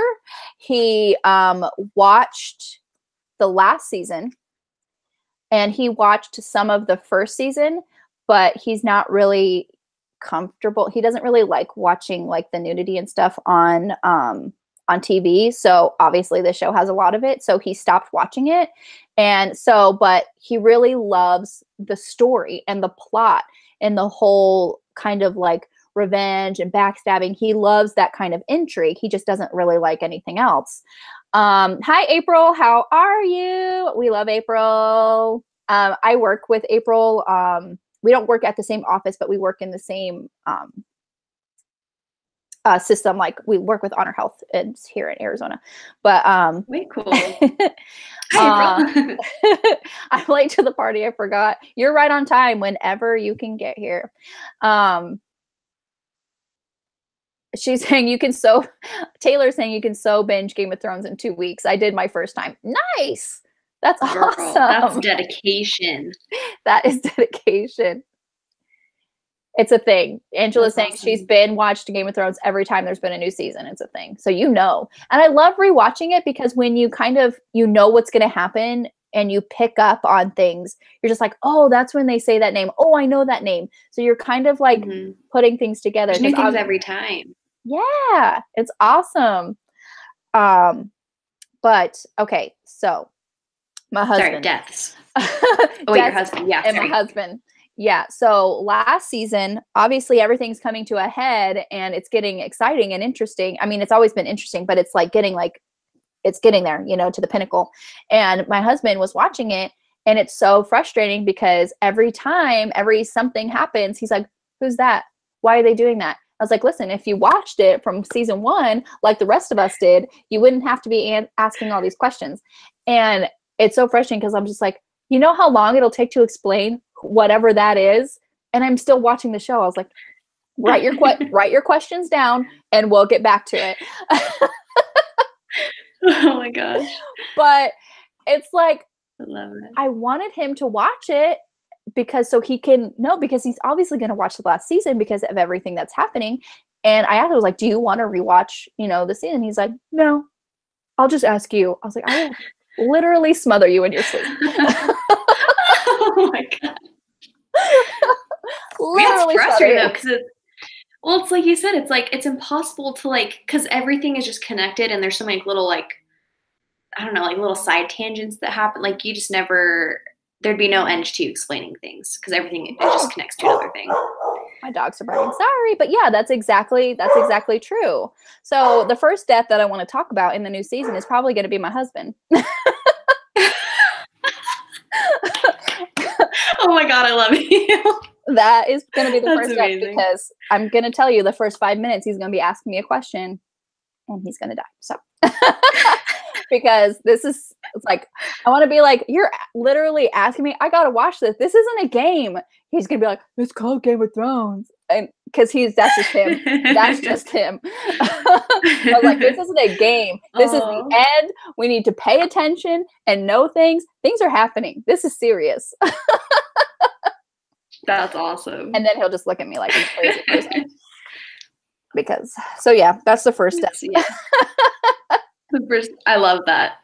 That's great. My husband. But in all serious, the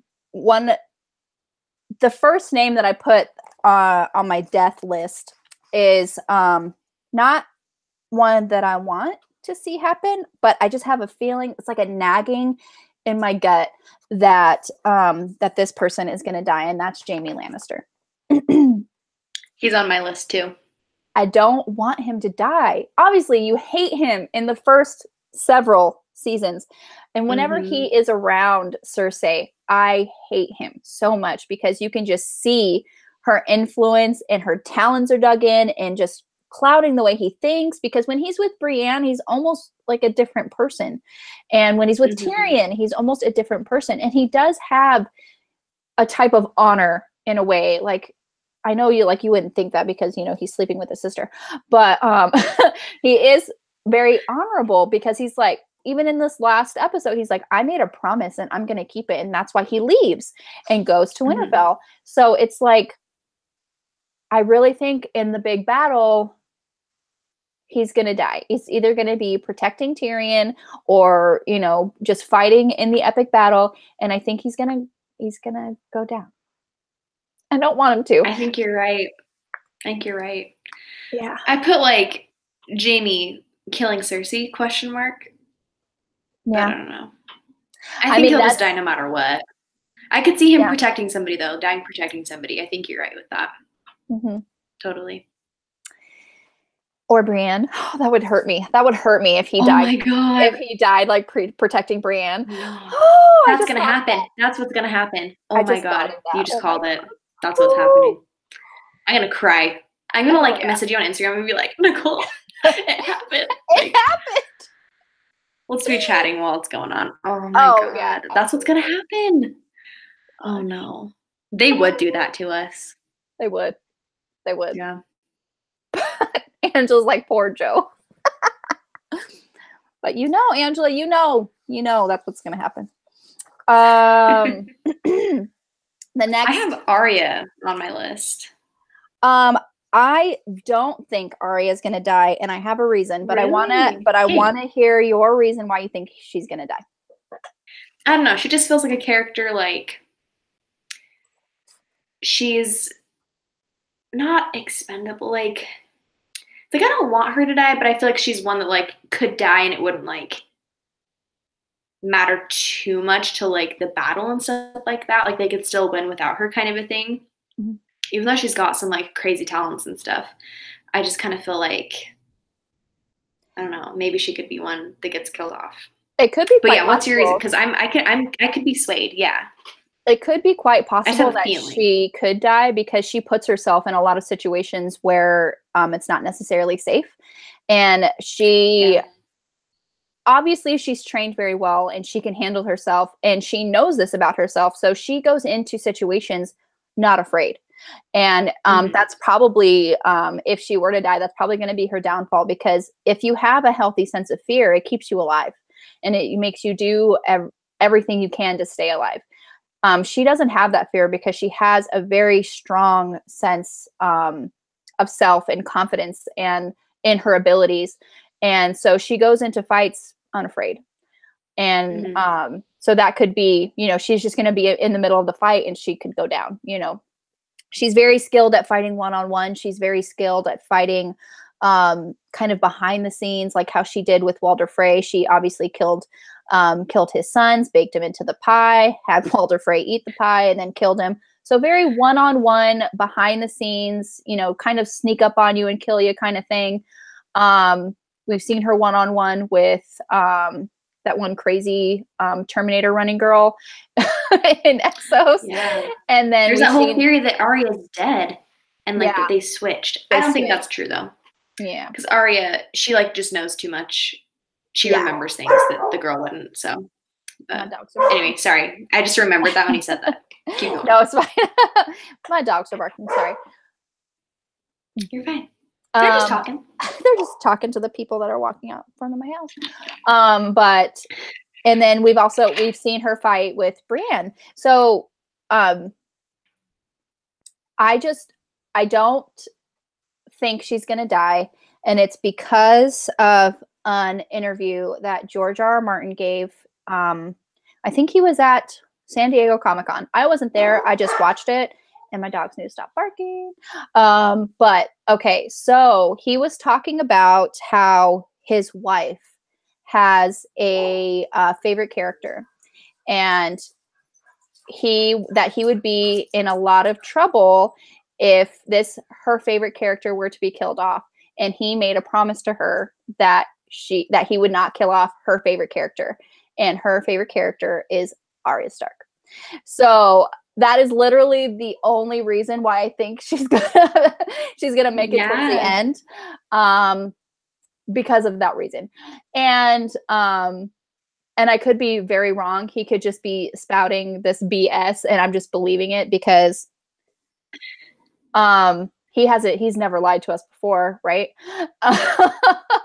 He's never like killed off characters we didn't think were gonna die. But yeah, it's a very very flimsy excuse, but that's my excuse and I'm sticking with it. Hey, honestly, that's valid. I could get on board with that. Right. Because I do love Arya. I think she could she'd live and I'd love it. But I don't know. I could honestly any character I could like do. Oh yeah, they're gonna die, or oh yeah, they're gonna live. You just don't know with the show. Right. Yeah. And who's up next on your list though? It's gonna be an either or. These next two people, Daenerys or Jon. I don't think both of them are gonna see to the end. I'm not sure which one. I'm more leaning towards Daenerys, but yeah, it's an either or. They can't both survive. Why I think this, I have no idea. I just don't think they both will make it towards the end. Especially, I wrote. Oh, sorry, you go. Well, I was just especially like if like she's pregnant, that could be like a hindrance to her, or it could save her. The fact that, you know, if she's pregnant, if she's not going to be flying around on Drogon during the battle, which would be sad. But I think that's one thing that could possibly save her, because if she is pregnant, I don't think that she would be kind of as heavily influenced in the battles. So that could be like more like Jon would die. But either or, one of them is gonna die. And Taylor, I think Jon. You're agreeing. I think Taylor is agreeing with me. You're so right on that. So yeah, you have Jon. I wrote Jon because I'm like, you know, they brought him back. Was it season 6? End of season 6? Yes. Yeah. I think that was. And I'm like, you know, they brought him back. They wouldn't kill him. And then I was like, no, they totally would do that. They would kill him again. And I could see him, because he's an honorable character, I could see him like dying for someone, or just like fighting so hard in the battle and finally like not being able. I feel like he'll die in a really epic way that also like takes out other bad people with him. Like he won't just be like he dies for nothing. It'll be like for him to like kind of end things a little bit. But I think Jon, I don't think he's gonna make it, which makes me so sad because I love Jon. But I think that's what's gonna happen. Yeah, I am leaning toward, you know, that makes sense. I have like another, you know, kind of theory that Jon would be the one, or Daenerys would be the one to die because, or vice versa. I'm sorry, because I think even though everyone really thinks that Jon is the prince who was promised the Azor Ahai, that whole prophecy thing, but I am more leaning towards that it's Dany who is the prince that was promised, because that word in High Valyrian, it's gender neutral. It can mean either prince or princess. So she fulfills more of the prophecy for Azor Ahai. Reborn in the fire, born again amidst smoke and salt. She was actually born at Dragonstone, which is like a volcanic rock in the middle of a very powerful storm, next to the ocean. So there's your salt and smoke. And then it says also, hold on, I have it written down. Of course. I love it. Of course I have it written down. So it's also saying that they'll be wielding a flaming sword called Lightbringer.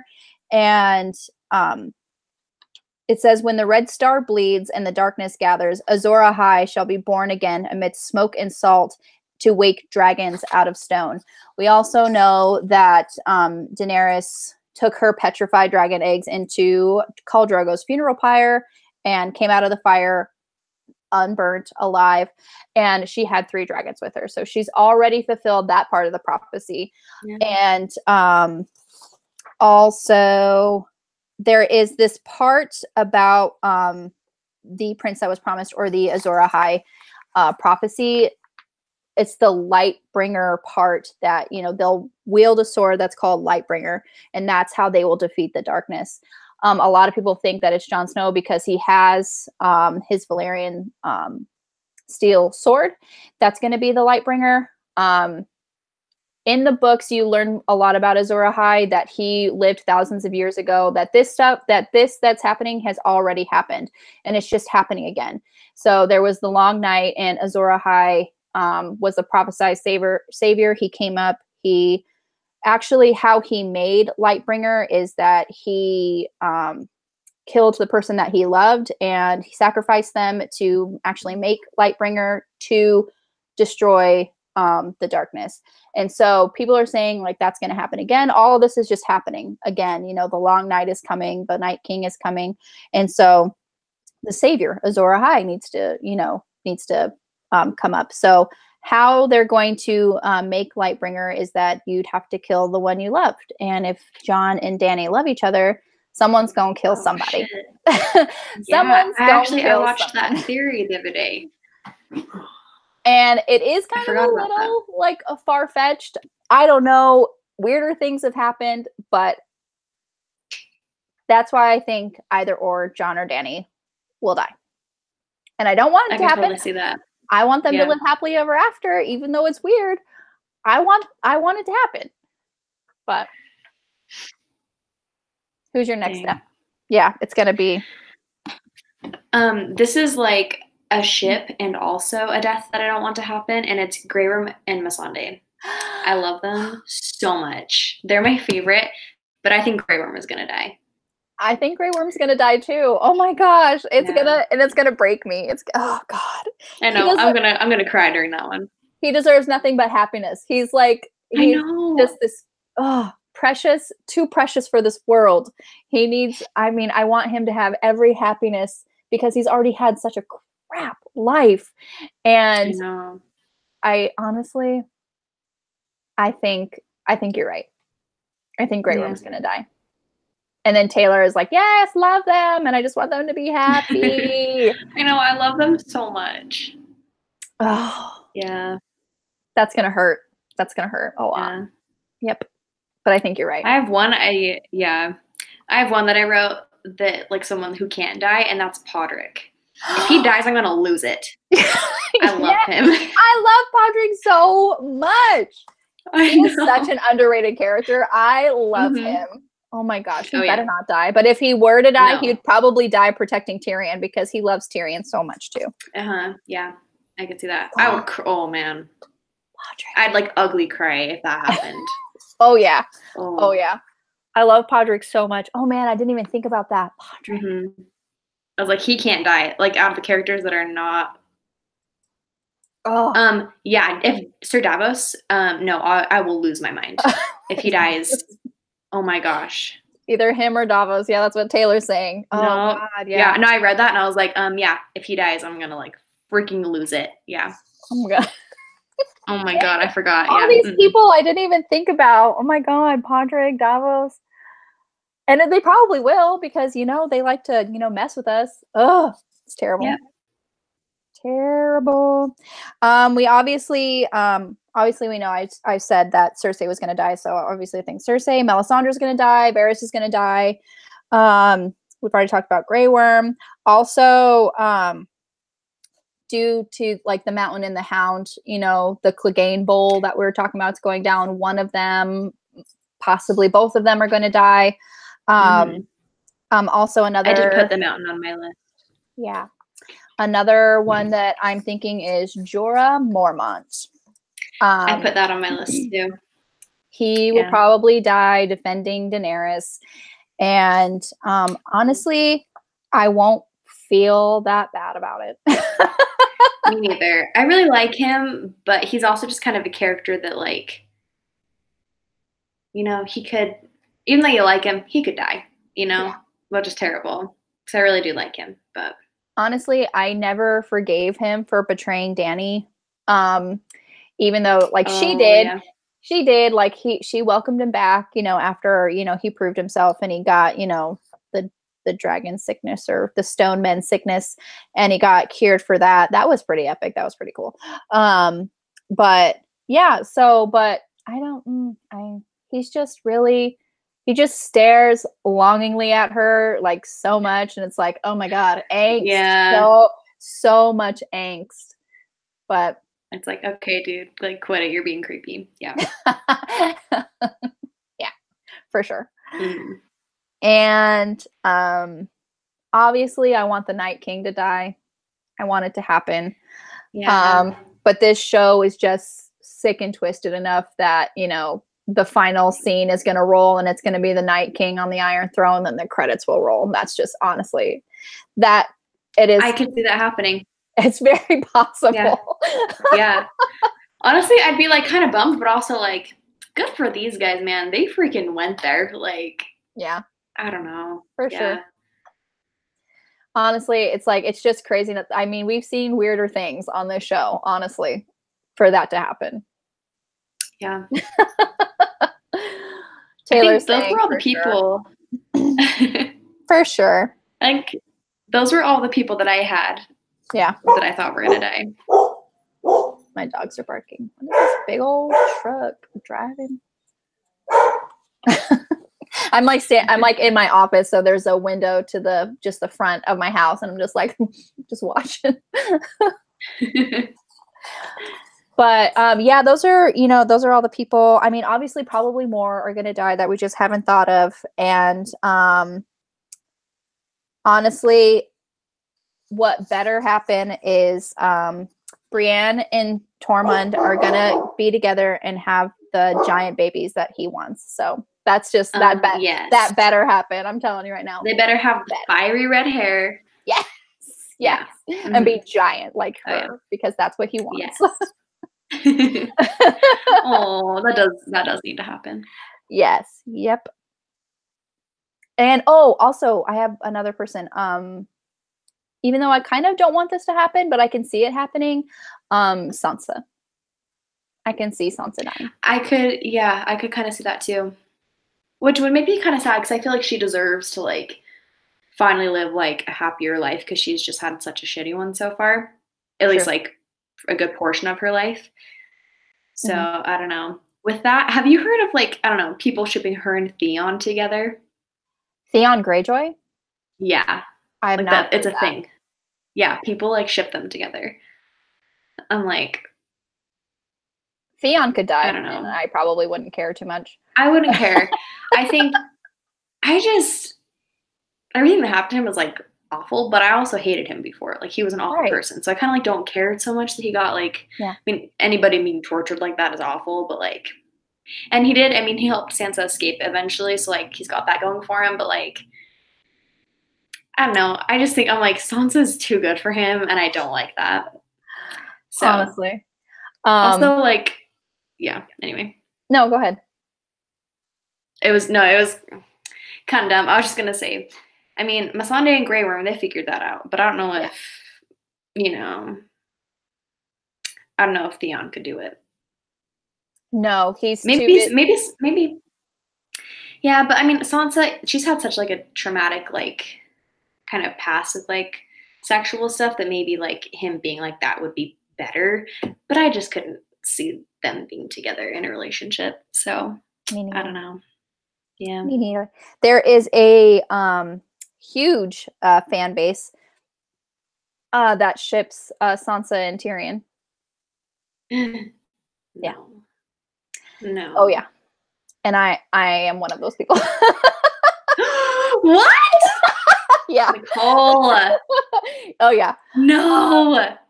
Honestly, it's because there is a little bit more depth. Like I said, there's a little bit more depth in the relationship in the books, which I really enjoy. And he's just really like really sweet on her. Taylor agrees. He is so good to her. Yeah, thank you, Taylor. Thank you. He was, but I just don't know if I could. I don't know. Girl, go on fanfiction.net and just type in Sansa and Tyrion and just read a bunch of fanfiction. It'll change your mind. I'm going to tell you right now. All right. Okay.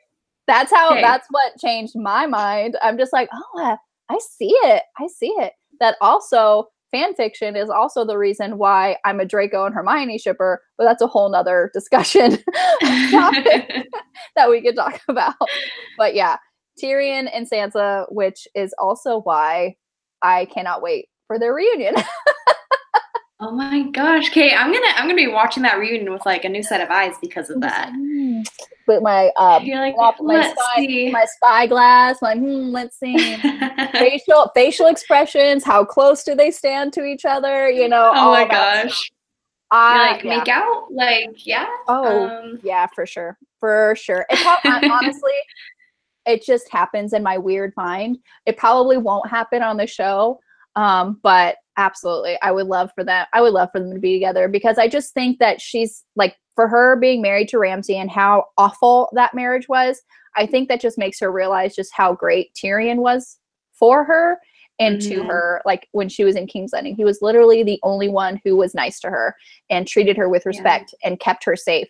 And I don't know. I think hopefully, fingers crossed, that's going to come into play. It could be a little weird, but I don't care. Giant babies. Giant babies are a must. And also, Taylor is saying Draco and Hermione. Yes. Yep. I do like Draco and Hermione. I like Draco and Harry personally. Oh, That's my ship. But I do like Draco and Hermione. I can get on board with that. Yep. So that is basically my list. Girl, we did say we wanted to do this in 2 hours, and look at us.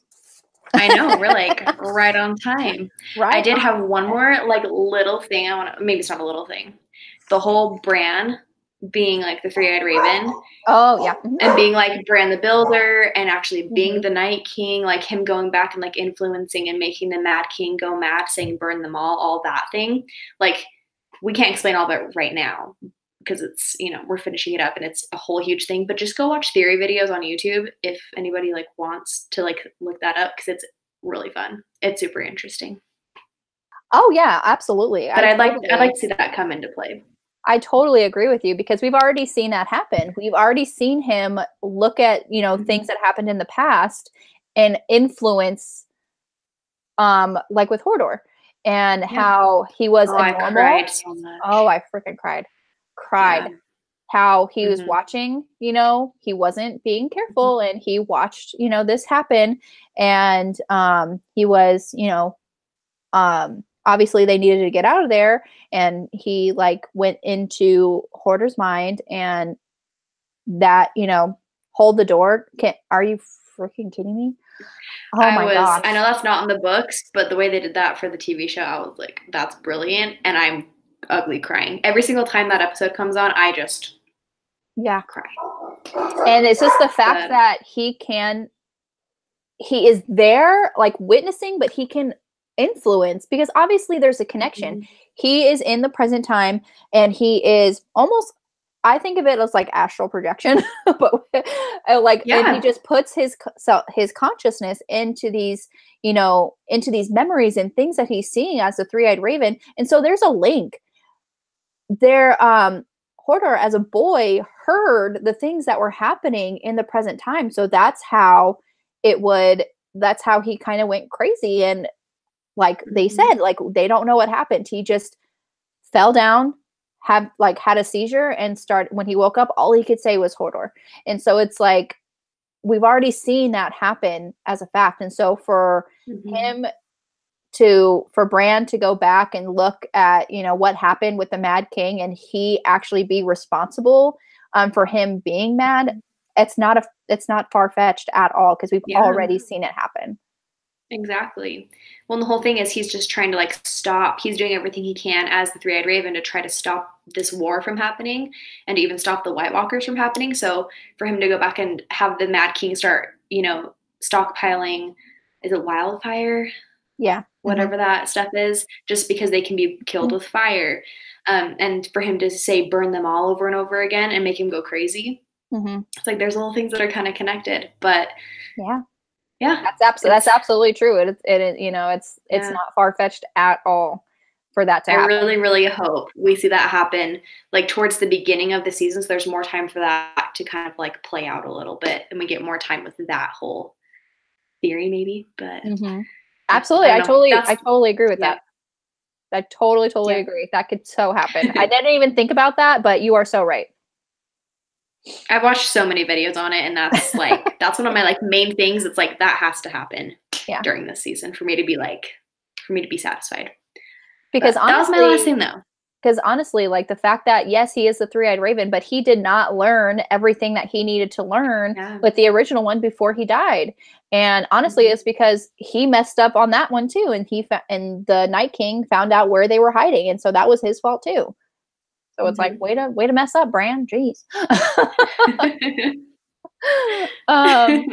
Angela's agreeing with me. Sansa and Tyrion would be cute. Thank you. All I really need is validation. That's really that's all I need. He was really sweet. I'm like, I'm having kind of a hard time, but like, you know what? I'll give it a chance. I'll go read some fan fiction. I'll give it a chance. I'm willing. Honestly, I think it's the age difference that's freaking me out. But I think I can get over it. That's probably one of the reasons why I don't think that they would show it on the show, because of the age difference. I'm like, yes, she's over 18, but he is also like 45. So it's really all depends on, you know, the actors, if they're comfortable with it. But I don't think they would put her in that situation, the actors themselves. But they could, I mean, they wouldn't show like the hardcore stuff, but they could be like, oh yeah, we're together, and do you want to we want to get remarried. And consummate it this time, because that's how you got into the mess with Ramsay. God, that's what happens. You need to consummate your marriage, people. Yeah. They basically said their marriage was forfeit because they didn't consummate. That's how she got into all that trouble. Yeah, with Ramsay. He I was like, and damn, Taylor saying he really was, Angela. I think they would balance each other out perfectly. And honestly, the fact that, you know, they're obviously we're going to be a couple Lannisters short by the end of the season. So kind of having people in power of the Seven Kingdoms after everything is said and done, obviously Daenerys or Jon are going to be in King's Landing on the Iron Throne, really depending on what all is destroyed. You need people in these lands to hold the land. And so Casterly Rock is in the Westerlands, and that is Lannister land, obviously. So they would have that holding in the Westerlands, and then also in the north, as Sansa being Lady of Winterfell, they would have the north as well. And so it's just putting all your people in spots where they would have the most power. And honestly, the north is the biggest of the Seven Kingdoms. And so I'm next to Dorne. Dorne is pretty big. But so yeah, how all that would play out, I just think it would be good strategy, I should say, as well. Yeah. It'd be like a good marriage just for like political stuff. And that's really the reason why they were married in the first place, because Tywin wanted that link to the north. Yeah. So all right. It still makes sense. Does anybody else have anything that they want to add? Please comment away. Anything we didn't mention that you think that you're thinking is going to happen in season 8? I know there's a little bit of a lag, so we will, as I ask this question, if you want to talk about anything else, just comment and we will discuss it. But yeah, I think, that I used everything on my 4 pages. Damn, girl. 4 pages. It's 12. It's like a bigger font, and it's like double spaced or 1.5 spaced. So, I mean, this was me last night. Yeah. Like on YouTube watching like theory videos. Dude, me last night, I was like wine drunk, just like, I want to talk about this, just typing it onto my phone. Like, so those were my thoughts. I figured you'd probably have most of the stuff. I just kind of like go with whatever you want to talk about. You know, we both were awesome, I think. So this was so fun. I had so much fun. And also what I was thinking about at 1:00 in the morning when we were doing this, at the end of the season, we can go back and just see what all we were right about. Yeah. No, totally. Oh, awesome. We'll have this like whole video that we can like reference back to. Yeah. Yeah. Love it. I love it. All righty. Oh, thanks, Taylor. You're Thank awesome. Thank you. you. I I love need to follow all you guys. I gotta subscribe. Yes, they're all fantastic. They're great. Awesome. They're All just right. so wonderful, wonderful ladies. They very welcoming. That's what I love about Booktube, man. Yeah. It's the best. I met some of the most fantastic people. And Summer's great. Summer is awesome. You know, she's really sweet. She just made a Twitter. Oh. She just made Yeah. Oh God. Yeah. I'm trying to make an Instagram because I can't remember my login for the one that you tagged in that post. I was like, oh shit, yeah, I had that account. We'll see. Oh yeah, because I was looking for you and I was like, oh yeah, because you did mention you did have a Bookstagram, but you didn't use it all that much. You just used your personal one. So I didn't want to tag your personal one because I didn't want to, you know. Oh yeah, thanks. Boundaries.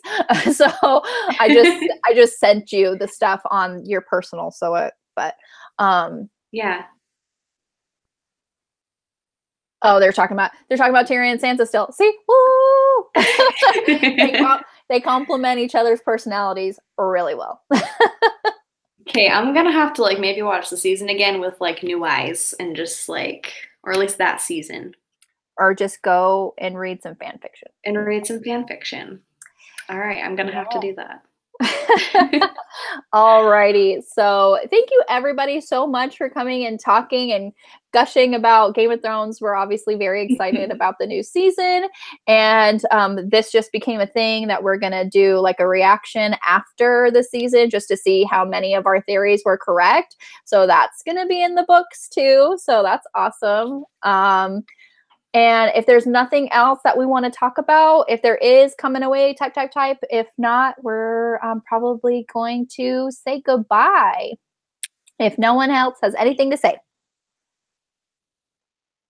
How was your first live stream, Summer?